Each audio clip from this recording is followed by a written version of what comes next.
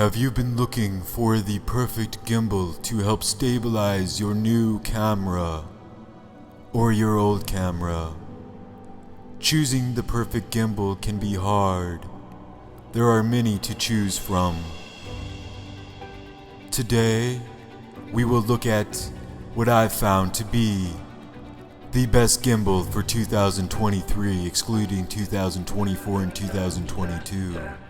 So I've been on the hunt for the perfect gimbal since my Zhiyun Crane Plus. The autofocus button stopped working. I actually bought 2 more of these on eBay used, and those autofocus buttons didn't work too. I had the DJI RS3, the RS3 Mini.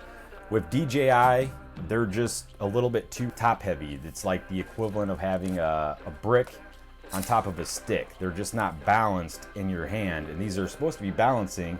And the better off the gimbal is balanced and not so top heavy, but also, you know, just equal across, it just is going to make for a better experience, especially when you're going to be using this for long periods of time.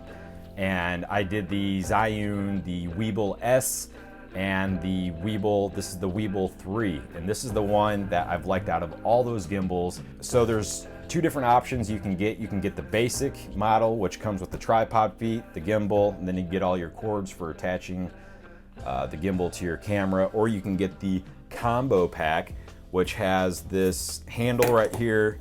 It has a wrist support, and it comes with a huge bag. Like, the bag's super huge. I don't even know why they made it so big. It's a nice bag, but it's just way too big for the size of the gimbal.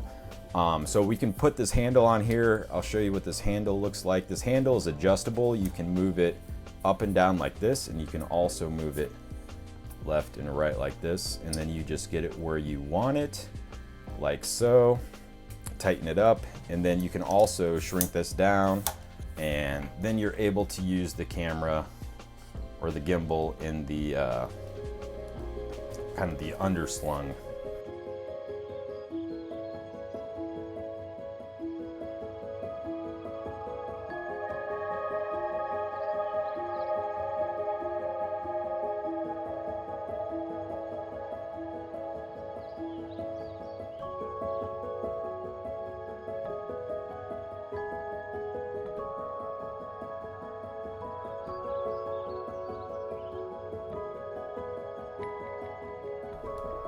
Kind of the underslung position. And then they also have this wrist guard, which is pretty cool.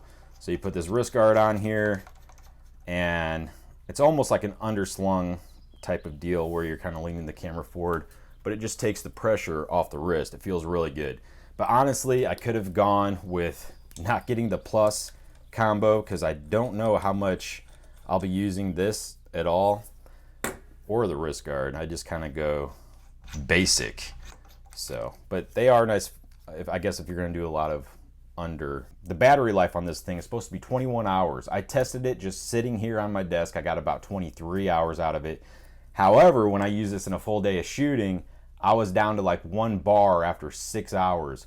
But the night before, I was experimenting with it and using it, you know, just around the house. And I also was using this built-in LED light, which I'll show you here in a second. It's pretty cool, and I might have been using that too much, and that might have been what drained the battery. And this time, there's no removable batteries.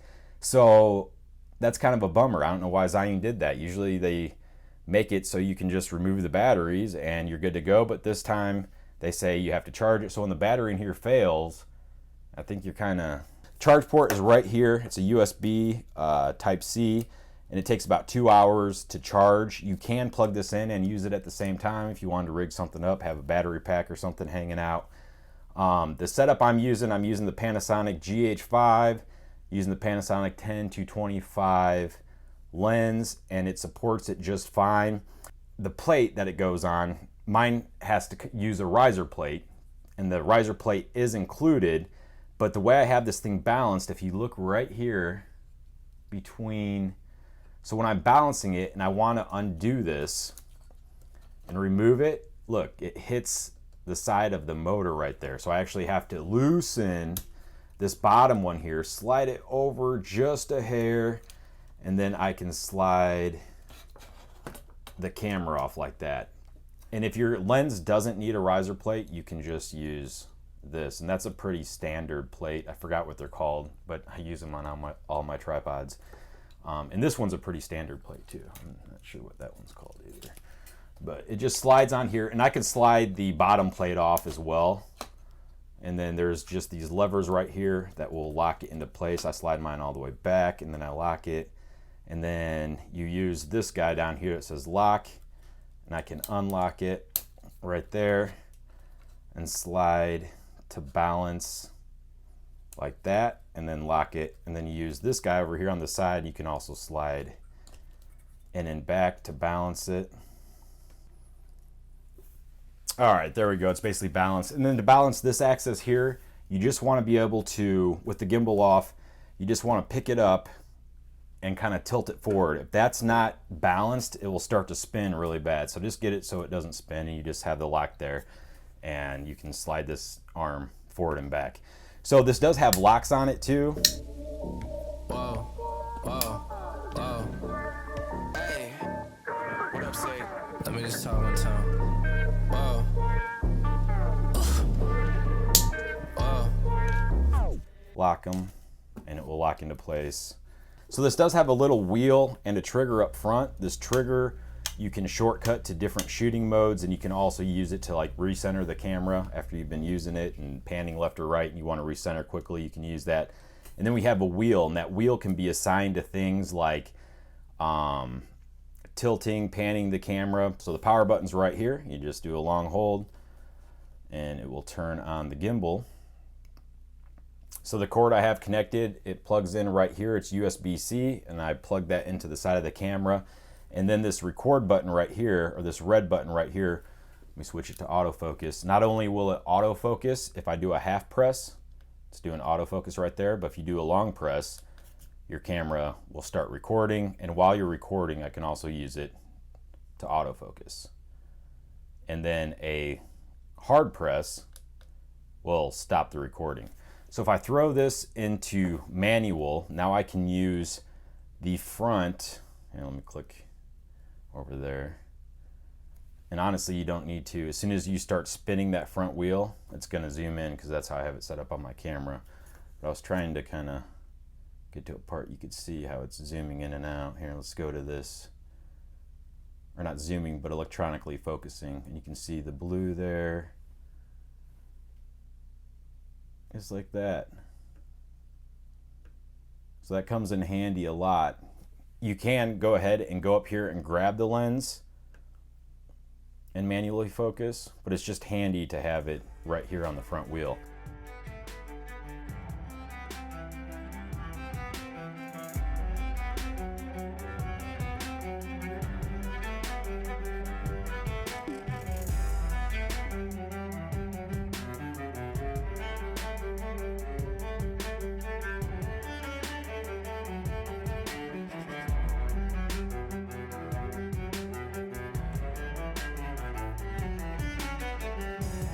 This is a right-hand operation gimbal. If you're left-handed, this isn't going to be good because all your controls are right over here that you can access with your thumbs.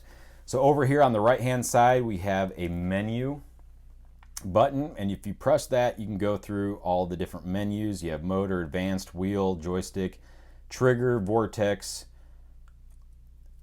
focus, angle, default. And if you want to select any of these, you just press in on the wheel, and then you can go to auto, custom, level. So if I wanted to auto tune it, this will just go over how much weight's actually on the gimbal and kind of fine tunes it. So there we go, it's complete. But you can really fine tune this gimbal. You can do custom on the tilt, roll, and pan. And to go back, you just hit the menu, exit out of here. On the front, it's got this fill light, which I think is pretty handy. And to turn on the fill light, you press this the scroll wheel right here. You just do a long press, and it's gonna turn on that fill light. And that fill light you can adjust, so if I don't want it as bright. And they also include like different colors, so you can make it like blue or red or something like that. But if you press on this wheel again, you can adjust the temperature. So it goes from 2600K all the way to 5400K. And I would assume this would drain the battery a lot faster than just using the gimbal.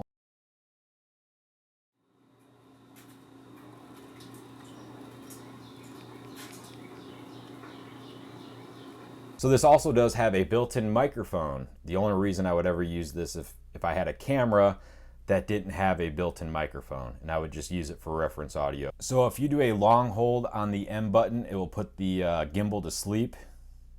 And I wanted to kind of show you the battery door. So I like to be able to, especially in run and gun, when you got to switch out batteries, my door is so close, like boom, it pops open, but this lock lever runs into the way right there. So I barely gotta take that lever, kind of move it over, and I just kind of keep a firm grip, sandwich my camera, and then I'm able to pop that battery in and out, and then I can go ahead and lock that thing back up. All these locks are locked into place. So say if you have one loose and the camera slides, your camera will be caught. Another neat little thing they have built in here at the bottom, they have this little screwdriver that allows you to take on and off the camera, like the plate at the bottom. So that's just a kind of a neat little feature built in. Download the app that comes with this, and you can control the gimbal with your phone. So it pops up there, Weebill 3. I'll hit connect now and connect. There's kind of a cool little feature I wanted to show you. So if you click on these three dots here, you can go to sync motion, and then click that to on, and watch this. Now whatever way I move my phone, the gimbal will go.